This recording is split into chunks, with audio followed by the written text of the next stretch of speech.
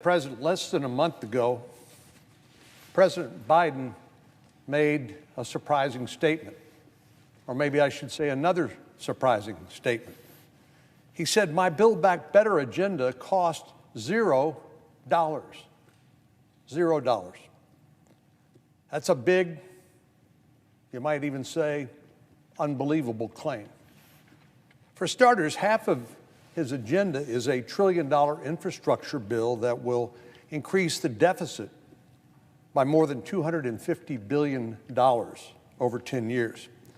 The other part is a multi-trillion-dollar tax and spending spree, which leans on damaging tax hikes to cover a long list of social welfare programs to make the United States of America look more like, say, a European social welfare state.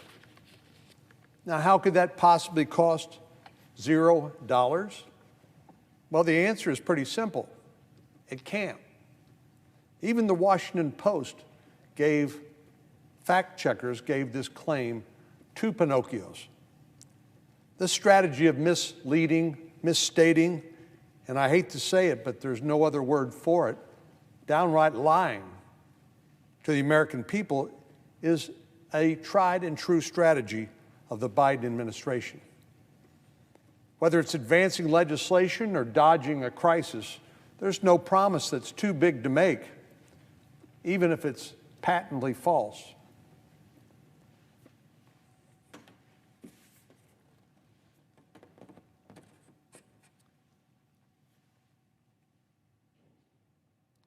Another example. Dating back to the campaign trail, President Biden has repeatedly promised the American people, if you make over $400,000 a year, if you make under $400,000 a year, you will not pay more income tax. Well, we've heard the same talking points from the Treasury Secretary, Secretary Yellen, and the White House press secretary dutifully comes out and parrots the same position again and again and again. It's almost as if you say something often enough, people will begin to believe it, even if it's not true. Considering the enormous amounts of spending that the Biden administration has promised, I understand why they're a little worried about the truth. All of us like free stuff, whether it's a free T-shirt at a football game or free samples at a grocery store. What folks don't like, though, is learning that they're being played, that they're still paying, but maybe by a different means. So when it comes to free college, free child care, and other free programs under President Biden's agenda, most people realize there's no such thing as a free lunch. Somebody, somewhere, is going to have to pay for it. Even if it's borrowed money.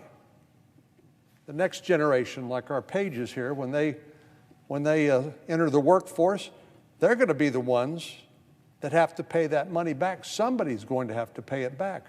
So there's no such thing as free. Contrary to the promises made by President Biden and his administration, the middle class will help to foot the bill for this spending bonanza.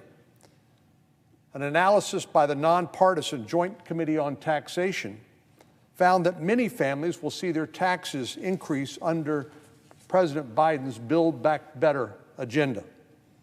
In 2023, 2 years from now, 18% of those earning between $75,000 and $100,000 will pay more in taxes, not $400,000 or more. More than a third of the folks earning between $100,000 and $200,000 a year will see a tax increase, not people making $400,000 or more. If this trend continues into 2027, well over half of taxpayers earning between $75,000 and $100,000 will pay more in taxes. And a whopping 86% of folks earning between $100,000 and $200,000 will see a tax increase. Now, you might wonder, how can the president have it so wrong? This is not news to President Biden. He knows better. He's surrounded by world-class economic advisors, analysts, and tax experts who scrutinize and scrub every single policy before it comes to see the light of day.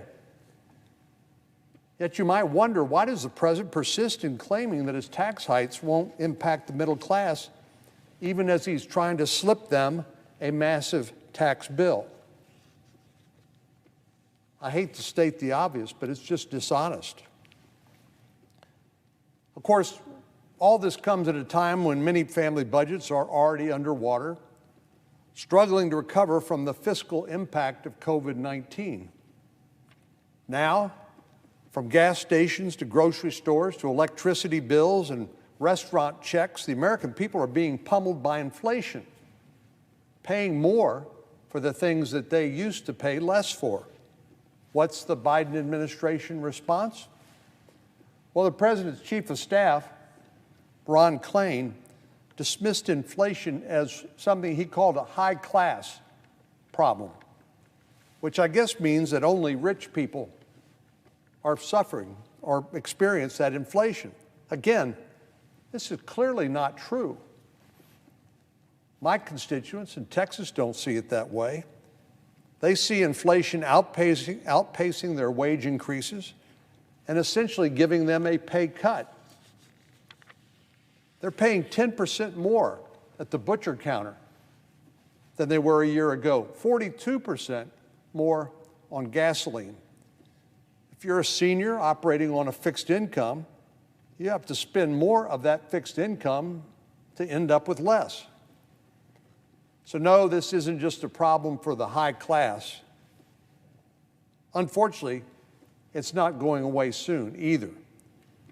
You remember when concerns were raised with the Federal Reserve Chairman, Jay Powell, about inflation. He said, well, it's probably only transitory, meaning it's a passing moment. Well, now we see that economists expect inflation rates to remain steady through the end of next year, which would mark the longest period of inflation above 5% in 3 decades.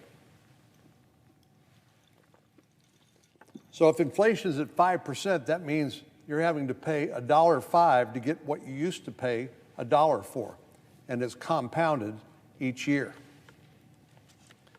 While inflation is expected to ease some, or at least we're hoping and praying that's the effect, by the middle of next year, rates are still likely to be higher than they were before the pandemic. Folks who can't afford to fill up their gas tanks to get back and forth to work or buy what they need at the grocery store don't need to be told that things are just fine when they know they're not. The American people need to see real leadership here that addresses the root causes of inflation, not pouring gas on that inflation as the $3.5 trillion reckless tax and spending spree would do. It would just create more money chasing the same goods and services, driving prices up. And the American people certainly deserve better than false statements that ignore the magnitude of their pain. But as I said before, we've seen this playbook again and again. Following an objectively chaotic exit from Afghanistan because of the president's arbitrary decision date, President Biden called the mission an extraordinary success. Well, we know that's not true. We can see that with our own eyes. We know that 13 brave service members lost their lives in a terrorist attack, including a young Marine named David Espinoza, whose funeral my wife and I attended in Laredo, Texas. Countless Americans and Afghan allies were left behind. We heard from the State Department today, they can't even tell us how many Afghans who qualify for the special immigrant visa remain in Afghanistan. And we know now with the Taliban in control that they are hunting down people who worked with the United States during the last 20 years in order to prevent another terrorist attack like we experienced on 9/11/2001. And no, the new Taliban is not better or a kinder, gentler version of the old Taliban. So in no way could this be considered a success, let alone an extraordinary one. And then there's the border. Ever since President Biden became president, his administration has either ignored, downplayed, or denied the humanitarian crisis at our border. For months, the administration wouldn't even talk about it. And when it did, there were very peculiar rules that applied apparently to how it should be discussed. The administration refused to use the term crisis and came up with a range of euphemisms to downplay what was actually happening. They called it a challenge, a situation, a mess, all to apparently deceive the American people into thinking that what you're seeing with your own eyes is not really a problem. The Secretary of Homeland Security took this deception to a whole new level recently. When testifying before a House committee last week, Secretary Mayorkas said the border is, quote, no less secure than it was previously, close quote. That, Madam President, is demonstrably false. The data tell a very clearly different story. In the first 7 months of the Biden administration, more than 1.2 million migrants have crossed our southern border. That's an astronomical number, 1.2 million. To provide some context, in 7 months, Customs and Border Protection encountered 2.5 times as many people as they did in all of fiscal year 2020. So it's not getting any better. Yet the Secretary of Homeland Security, whose responsibility it is to secure the border, says things are no worse off than they used to be. At the same time, he tells us that the numbers are unrivaled in the last 20 years. Both can't be true.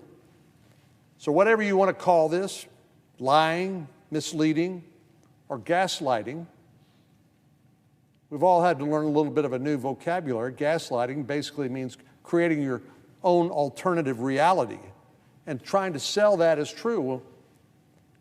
Well, none of this changes the fact that the Biden administration has consistently tried to deceive the American people about each of these matters, and the list actually goes on and on. The president and his administration won't even admit there's a humanitarian crisis along our southern border, let alone take the pretty obvious and necessary steps to address it. Senator Sinema from Arizona, a Democrat, and I, a Republican from Texas, working with Henry Cuellar, a Democrat from Laredo, and Tony Gonzalez, a Republican who represents the largest border district in the country. We presented a bipartisan border security plan, but the administration just looks the other way. They won't acknowledge their massive failures in Afghanistan either, which resulted in the death of 13 service members and left our allies, our friends, and their families in a lurch. And they refuse to admit that their reckless tax and spending spree bill is designed to fundamentally transform America and will drive up taxes, not just for the wealthy, but for the middle class, and hurt our already wobbly post-pandemic economy. This is not what leadership should look like. The American people deserve better than getting scammed by their own president, no less. If the administration put half as much energy into trying to solve problems as it does in trying to dissemble about them or to cover them up, our nation would be far better off. Madam President, I yield the floor.